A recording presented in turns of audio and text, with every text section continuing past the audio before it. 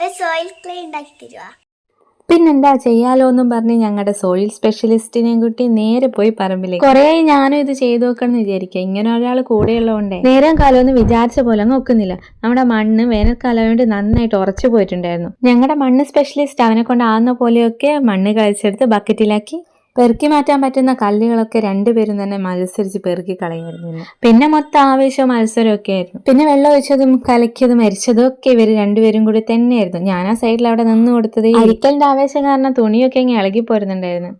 ഇങ്ങനെയുള്ള വലിയ തുണിയെടുത്ത് ഇങ്ങനെ രണ്ട് പാത്രത്തെ നമുക്ക് ഒരുമിച്ച് വേണമെങ്കിൽ അരിച്ചെടുക്കുക എന്നുള്ളതൊക്കെ ഇവരുടെ സ്വന്തം കണ്ടെത്തലുകളായിരുന്നു. ഒരുപാട് തവണ കല്ല് കിട്ടാതാവുന്നത് വരെ 2-3 തുണിയൊക്കെ ഉപയോഗിച്ച് അരിച്ചെടുത്തു കേട്ടോ. അങ്ങനെ അരിച്ചരിച്ച് വെക്കേഷന്റെ ഒരു ദിവസം ഫോണും ടിവിയും ഒന്നും ഇല്ലാതെ അങ്ങനെ കടന്നുപോയി. കിട്ടിയ അവസരത്തിൽ രണ്ടും കൂടി ചളിയിൽ കളിക്കാനും പറഞ്ഞില്ല.